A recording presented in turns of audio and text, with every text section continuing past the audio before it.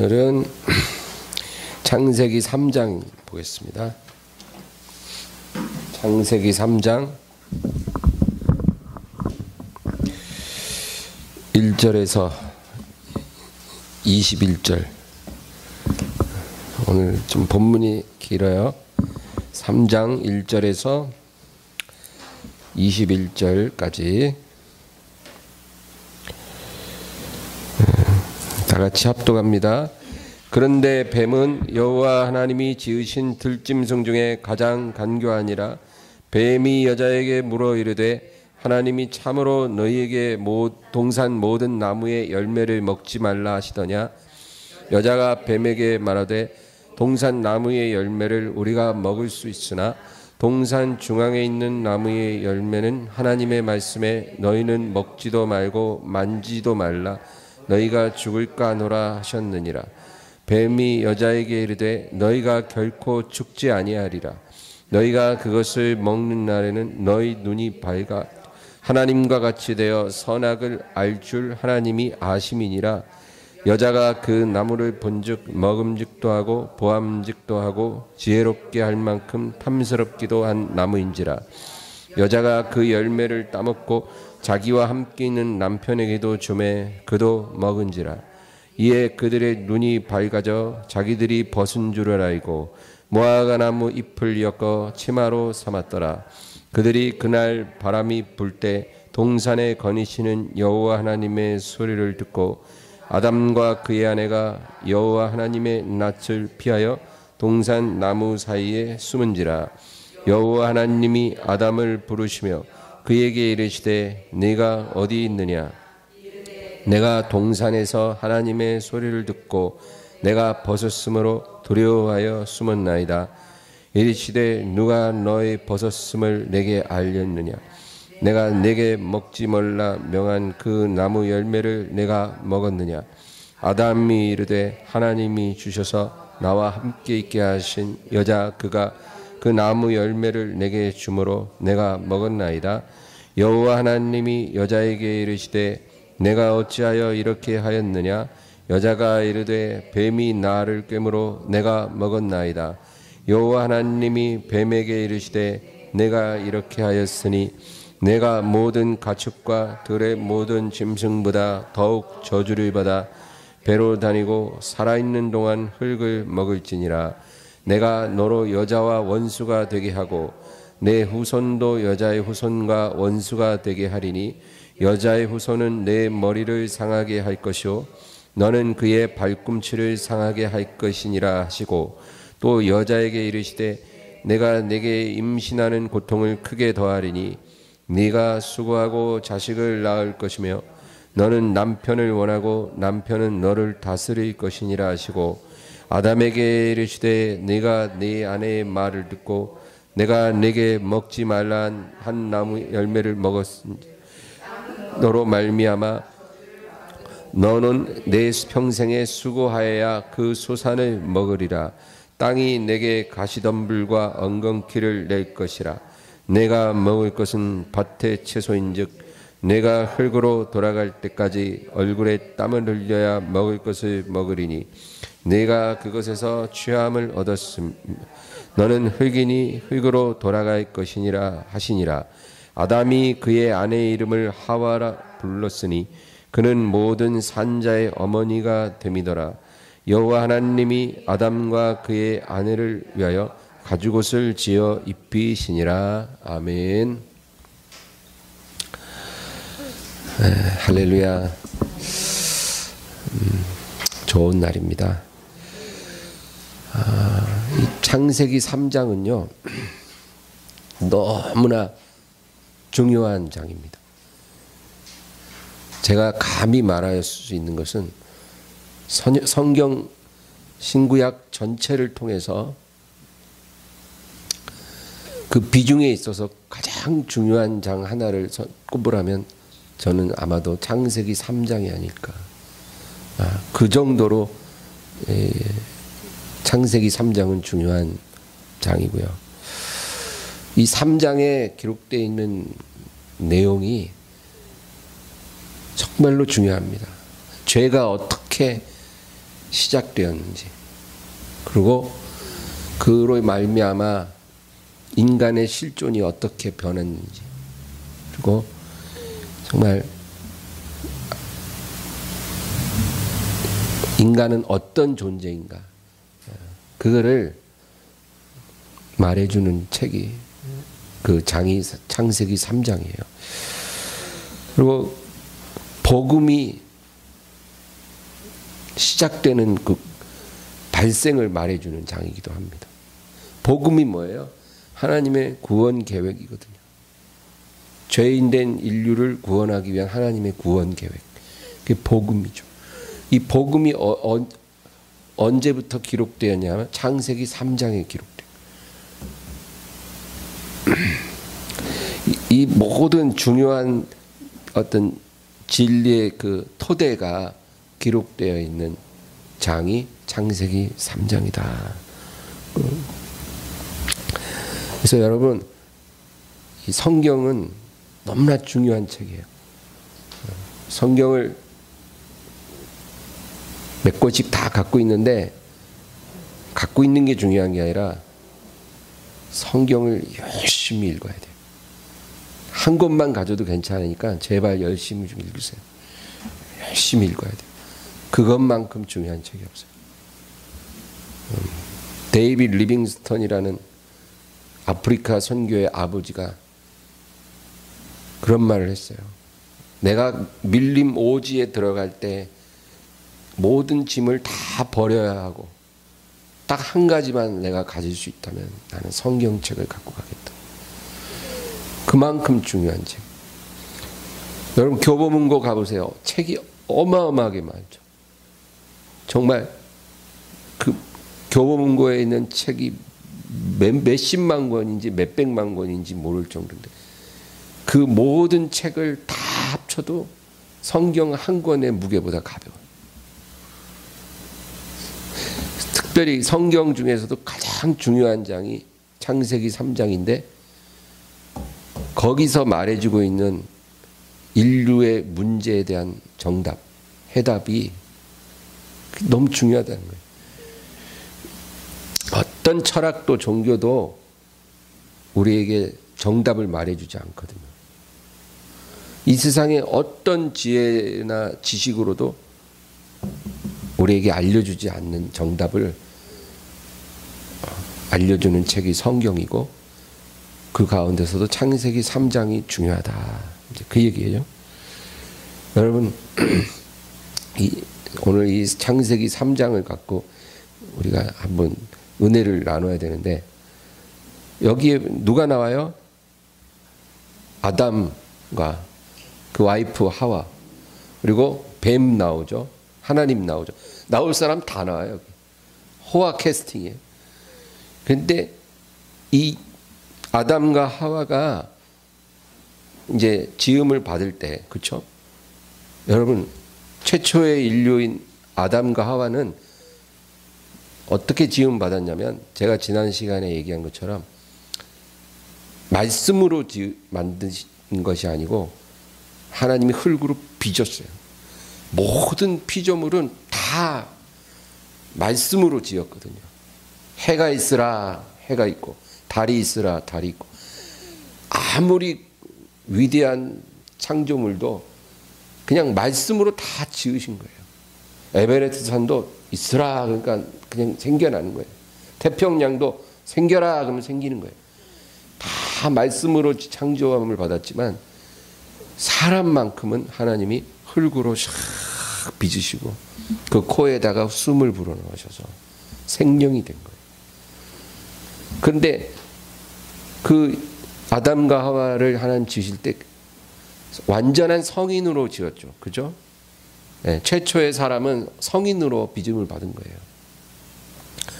그 다음부터 이제 갓난이로 태어나는 거죠.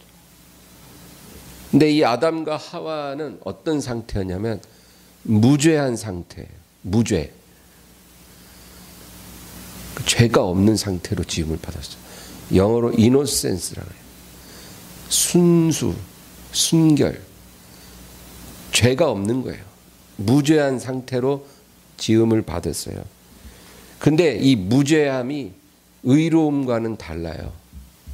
이노센스는 무죄함, righteousness라 하면 의로움이거든요. 이게 비슷해 보여도 달라요. 아담과 하와는 무죄한 상태로 처음에 지음을 받았죠. 그 무죄한 존재가 의로운 존재로 변화되려면 반드시 시험을 거쳐야 돼요.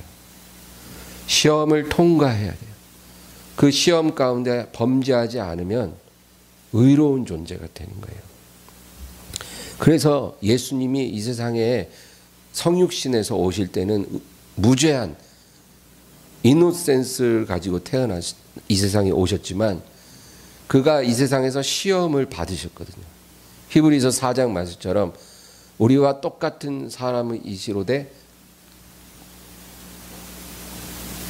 우리와 한결같이 시험을 받으셨으나 죄는 없으시니라. 그 말씀 있잖아요.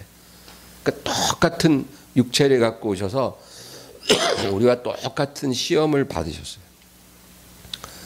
마귀가 와서 예수님을 세 가지로 시험한 것도 물론 모든 시험을 압축한 거지만 그 마귀가 공생에 시작할 때 와서 세 가지로 시험한 거 말고도 예수님 생애 자체가 시험이었어요. 시험을 많이 받으셨지만 범죄하지 않으신 유일한 분이 예수님. 그래서 예수님은 죄 없이 오셔서 시험을 거치고 의로우신 분이 된 거예요. 할렐루야. 예.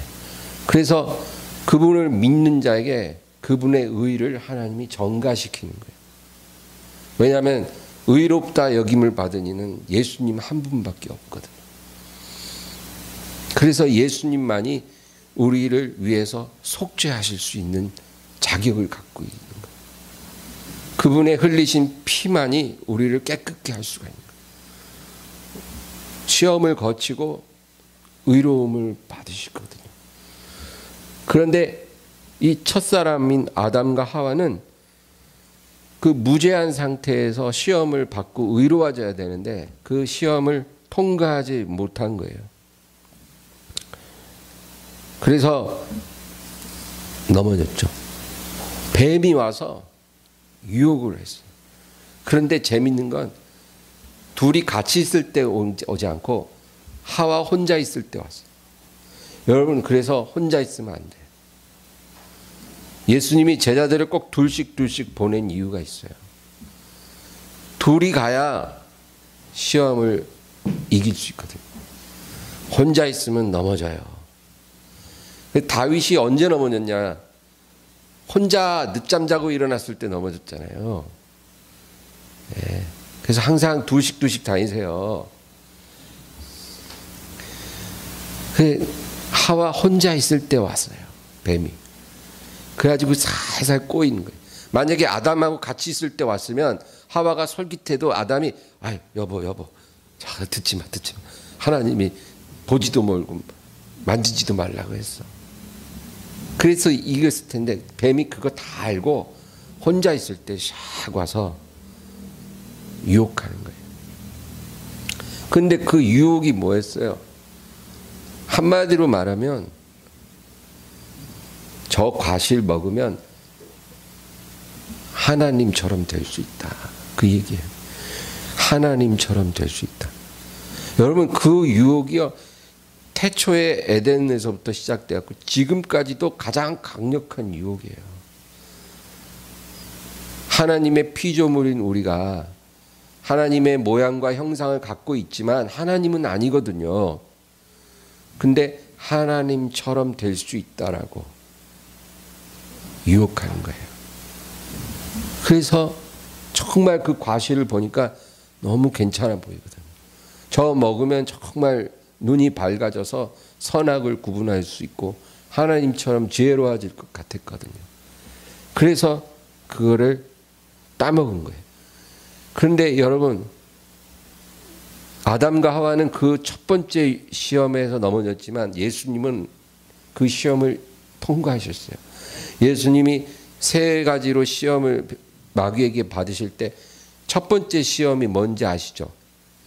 40일을 금식하시는 예수님에게 네가 만일 하나님의 아들이거든 저 돌을 명하여 떡이 되게 하라 그랬거든. 그게 뭐예요? 네가 하나님처럼 될 수 있다 그 얘기예요. 네가 정말 하나님의 아들이면 증명해봐라. 돌이 떡이 되게 하면 그 하나님이잖아요. 해봐라 이거예요. 너 그렇게 할 수 있지 않겠니? 근데 사실 예수님은 하나님이셨어요. 그럼에도 불구하고 그 유혹에 넘어가서 자기를 증명하시지 않은 거예요. 사람이 떡으로만 살 것이 아니라 하나님의 말씀으로 사는 존재이니라. 충분히 그 돌을 떡으로 변화시킬 수 있는 능력을 가지신 하나님이심에도 불구하고 자기를 증명한 것이 아니라 그 유혹 시험을 진리의 말씀으로 물리치신 거예요. 사람은 떡으로만 사는 존재가 아니라 하나님의 말씀으로 살아야 되는 존재니라. 예수님은 그 시험을 이기셨는데 이 하와와 아담은 그 시험을 이기지 못했어요. 그래서 그냥 팩 따먹어 버렸어요. 그래서 어떻게 됐을까요? 정말로 그 선악을 알게 하는 과실을 먹는 순간 눈이 밝아졌어요. 그리고 정말로 선악을 분별하게 되었어요. 그 과실의 효력은 있는 거죠. 그런데 문제는 눈이 밝아져서 선악을 분별하긴 했는데 하나님처럼 된 게 아니라 그만 자기의 죄가 보이고 자기 벌거벗은 부끄러움이 보이기 시작한 거예요. 선악을 분별하긴 했는데 하나님이 된 게 아니라 너무나 추하고 부끄러운 존재인 것을 발견한 거예요. 내 자신이. 그러니까 뱀이요 기가 막히게 속여버린 거죠. 그래서 그 과실 먹는 순간 너무너무 부끄러워진 거예요. 그래서 하나님이 동산을 거니실 때도 부끄러워서 하나님 앞에 서지도 못하고 나무 사이에 싹 숨어 있는 거예요. 그 과실 먹기 전에는 그런 일이 없었거든. 근데 그거 따먹고 나니까 부끄러워서 하나님을 볼 수가 없는 거예요. 여러분, 우리가 하나님처럼 되려고 하면 안 돼요. 선과 악을 다 분별하는 게 좋을 것 같죠? 그거 다 보이면 어떤 일이 일어나냐면 내가 얼마나 죽어야 될 죄인인가가 보여요. 그래서 우리는 죽을 존재가 되는 거예요. 그게 에덴에서 일어난 사건이에요. 눈이 밝아져서 아, 내가 죽을 존재구나라는 걸 깨달은 거예요. 그래서 어떻게 했을까요? 너무 부끄러워서 숨어 있다가 나무 띄어서 그거 엮어갖고 얼기설기 치마 만들어 입은 거예요. 그 무화과 나무 잎 치마예요. 그거 대충 만들어서 가리고 부끄러운 거를 숨겼는데 여러분 7절에 보면 그쵸? 이에 그들의 눈이 밝아져 자기들이 벗은 줄을 알고 무화과 나무 잎을 엮어 치마로 삼았더라. 이 옷은 인간이 스스로 만든 옷이에요.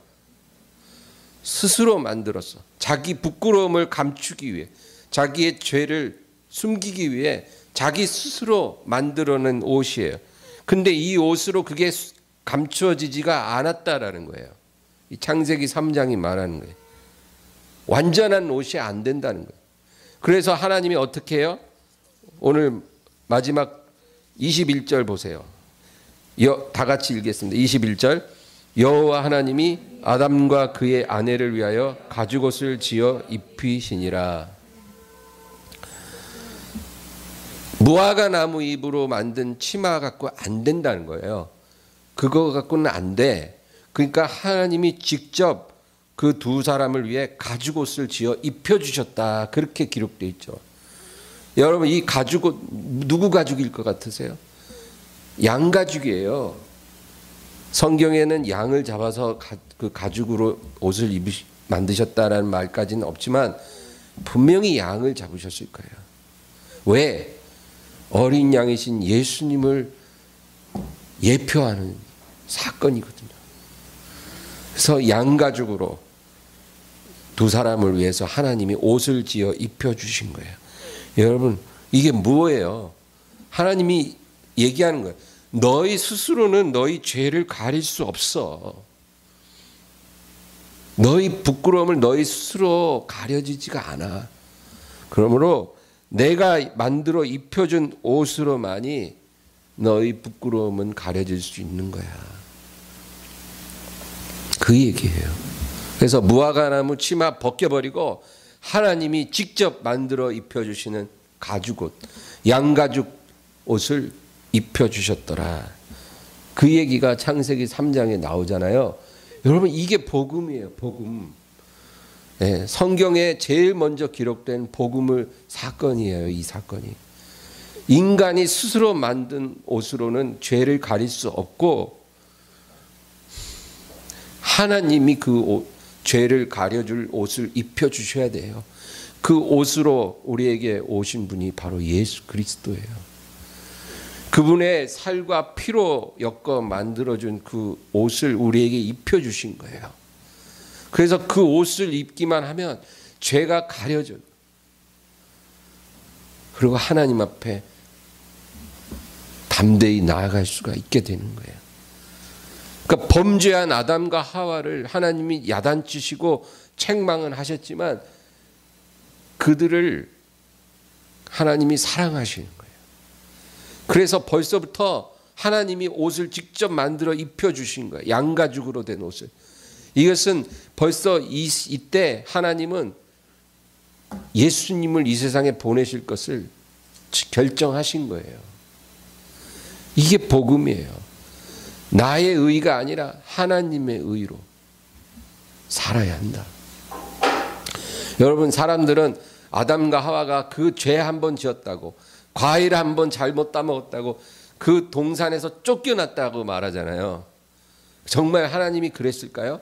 마치 악독한 집주인이 가난한 세입자 막 몰아내듯이 너 나가, 썩 나가, 내 집에서 나가 이래갖고 그들을 그냥 치마, 가죽 치마 하나 입혀놓고 저 황량한 벌판으로 하나님이 쫓아버리셨을 것 같으세요? 그게 아니에요.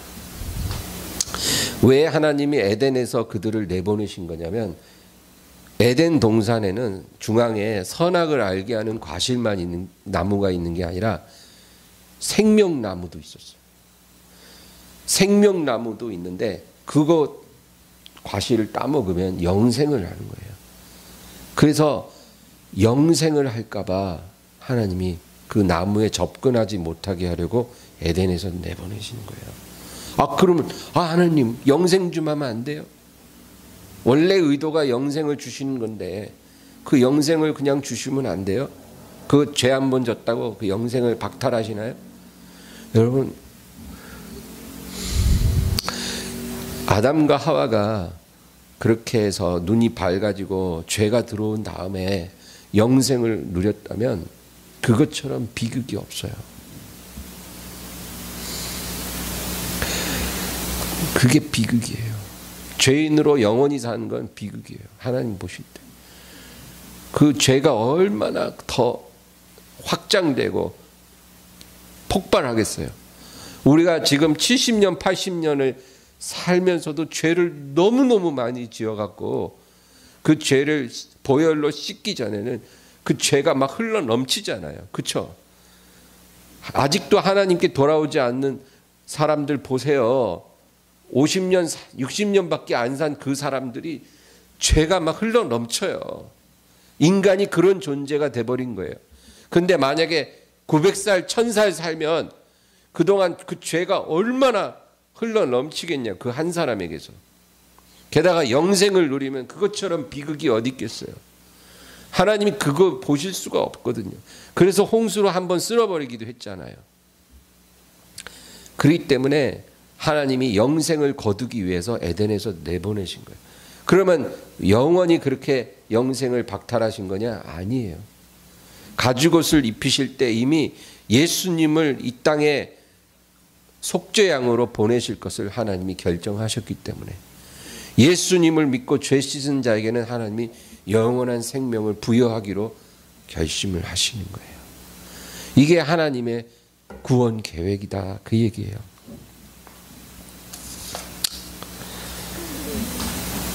무죄한 상태로 처음에 지음받은 아담과 하와가 그 시험을 통과하지 못함으로 죄인이 됐지만 그 후에 성령으로 잉태되고 완전한 사람으로 이 세상에 오신 무죄한 예수님은 시험을 통과하시고 하나님 앞에 의롭다 여김을 받으시고 그리고 우리를 위해서 십자가에서 속죄의 피를 다 흘려주셔서 자신의 몸으로 우리를 위해 거룩한 옷을 입혀주신 거예요. 그래서 아담과 하와로 인해서 모두 죄의 저주 속에 있었던 우리가 의로우신 예수님이 속죄하신 그 피로 씻음받고 그 살과 피로 만들어진 가죽옷을 입고 우리가 하나님 앞에 영원히 살 수 있도록 하나님이 허락해 주셨다. 여러분, 이게 복음이다, 그 얘기예요. 오늘 이 3장에서 가장 중요한 절이 있다면 15절이라고 볼 수가 있어요. 15절을 읽겠습니다. 내가 너로 여자가 원수가 되게 하고 내 후손도 여자의 후손과 원수가 되게 하리니 여자의 후손은 내 머리를 상하게 할 것이요 너는 그의 발꿈치를 상하게 할 것이니라 하시고. 아멘. 여자의 후손은 누굴까요? 예수 그리스도죠. 여자의 후손, 완전한 사람으로 이 세상에 오실 예수님을 말해요. 그럼 뱀의 후손은 누굴까요? 적그리스도를 말해요. 그런데 하나님이 뭐라 그래요? 여자의 후손은 너의 머리를 부술 것이고 뱀의 후손은 너의 뒤꿈치를 부수리라. 여기는 상하게 하리라 했지만 원래 원어는 부숴버린다, 그렇게. 그래서 예수님은 적그리스도의 머리를 부수고 적그리스도는 예수님의 뒤꿈치를 부수리라. 하나님이 이렇게 말씀하신 거예요. 이미 하나님께서 모든 구원 계획을 다 세우셨다, 그 말입니다. 여러분, 그래서 우리가 이런 질문을 할 수 있어요. 왜 하나님은 아담과 하와가 시험을 받게 하셨을까요? 그 에덴 동산에 왜 선악을 알게 하는 그 과실 나무를 심어 놓으시고, 그렇죠? 그 나무만 없었으면은 따먹을 일도 없잖아요. 근데 왜 그 나무를 하나님이 갖다 놓으시고 그리고 유혹하는 뱀이 들어가게 하시고 그렇게 해서 결국 아담과 하와가 실패하게 하셨을까요? 그런 질문을 할 수 있잖아요. 그럼 하나님이 그거 다 의도한 거 아닙니까?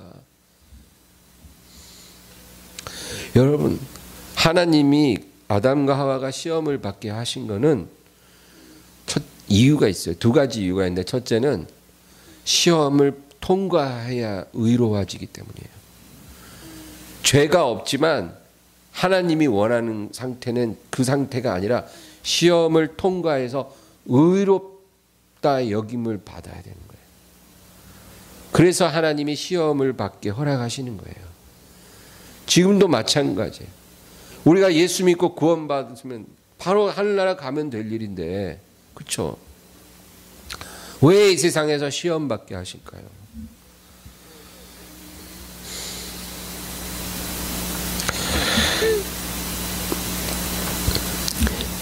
두 번째 이유는 아담과 하와가 이 시험을 이기지 못할 걸 하나님은 아셨지만 그들에게 더 좋은 것을 주기 원해서 그렇게 하신 거예요.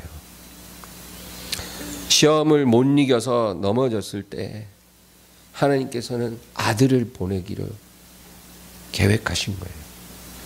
우리 스스로가 시험을 통과해서 의로워지는 것도 좋겠지만 하나님이 원하시는 모습은 사랑과 은혜를 최고로 우리에게 보여주고 싶은 거예요.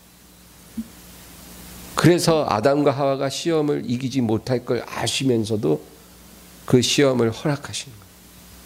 비록 시험을 이기지 못해서 죄인이 돼서 죄와 저주와 사망의 권세 아래 놓여졌지만 그 상태로 계속 가는 게 아니라 예수 그리스도를 보내심으로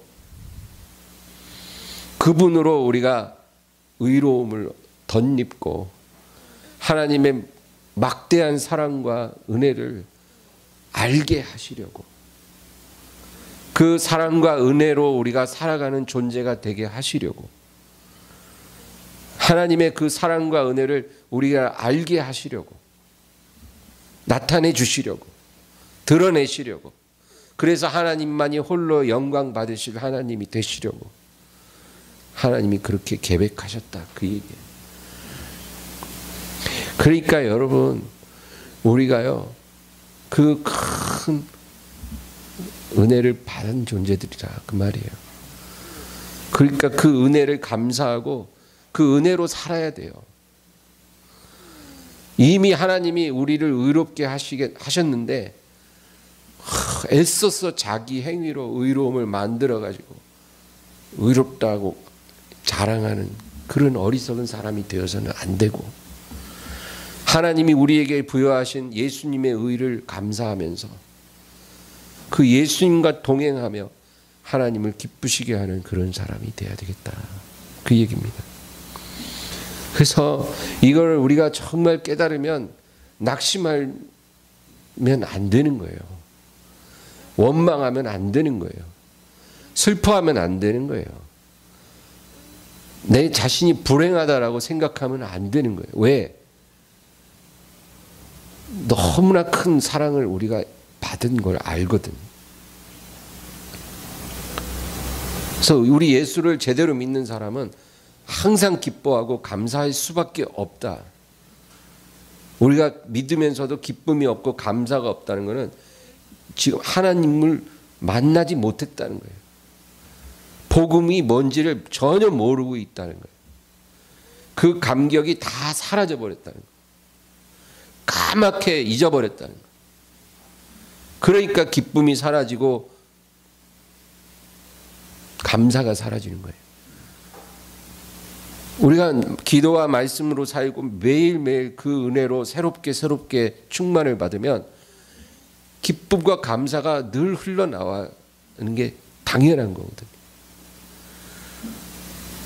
하나님이 창세기 3장부터 계시록 22장에 이르기까지 얼마나 우리를 사랑하셨는지, 우리를 구원하기 위해서 얼마나 하나님이 애쓰시고 주도 면밀하게 일하시는지, 그리고 얼마나 큰 대가를 지불해 주셨는지, 그게 기록되어 있는데도 그 말씀을 읽지 않고 기도할 때 그 말씀, 그 은혜를 깨닫지 못하고 우리가 살고 있다면 그것이야말로 너무나 불행하고 어리석은 인생인 거예요. 세상 사람들은 그냥 그렇게 살라고 하세요. 그들은 이제까지 그렇게 살아온 것처럼 그렇게 살 거예요. 그러나 저와 여러분은 그렇게 살면 안 돼요. 감사하고 기뻐하고 예배하며 하나님을 높이는 삶을 살아야 돼요. 그리고 이 큰 구원을 아직까지도 거부하는 내 가족들, 내 이웃들, 그들에 대해서 정말 애통해야 하는 마음을 가져야 되겠다, 그거예요. 나는 정말 그 은혜를 알고 맛보고 사는데 내 사랑하는 가족은 아직도 이 은혜에 대해서 전혀 모르고 살아가고 있잖아요. 그거에 대해서 정말 애통한 마음이 있어야 되겠다, 그 말이에요. 우리가 아무리 애써도 그들이 돌아오지는 않지만 내 마음에 애통한 마음이 있고 그걸 위해서 그 마음으로 기도는 해야 되지 않겠냐. 사도 바울도 내 마음에 끊이지 않는 고통이 있으니 그것은 바로 내 골육 이스라엘 자손이라. 하나님의 큰 은혜를 받고 죄인 괴수인 그가 구원받았고 변화받았지만 이방인의 사도로서 복음 전하고 살아가고 있지만 그 마음속 깊은 곳에 끝없는 고통이 남아있는데 그게 바로 골육 이스라엘 자손의 불신앙 때문에 괴롭다 그 말이에요. 그거는 우리 믿는 사람의 숙명이에요. 왜 하나님이 우리 가족 중에 안 믿는 사람 꼭 한두 명 주시고 내 주변에 그렇게 전도해도 돌이키지 않은 사람 주시는 이유가 우리 마음에 그 부담감, 그 괴로움 갖고 있으라 그 말이에요. 그게 바로 그 사람의 모습이 바로 예전의 나의 모습이었고 그 사람의 그 모습이 지금 온 세상의 대부분의 사람들의 모습이에요. 그들을 보면서 하나님이 너무너무 안타까운 거거든요. 내가 내 아들을 이렇게 너희들을 위해서 주어서 너희들이 얼기설기 만든 무화과 치마 벗겨버리고 내가 가죽옷 입혀줬는데 의로워질 수 있는 완전한 영원한 옷을 주었는데 너희들은 그걸 거절하고 알지 못하고 아직도 나에게 오기를 거부하고 있구나. 내가 너희를 위해 뭘 더 해줄까? 내가 해줄 수 있는 모든 옵션을 내가 다 오픈했는데 아직도 돌아오지 않으니 어찌 된 일이냐? 내가 더 이상은 해줄 게 없는데 어떡하니? 그 하나님 굉장히 안타까워하는데 우리도 그 마음에 100분의 1이라도 갖고 살라 그 얘기예요.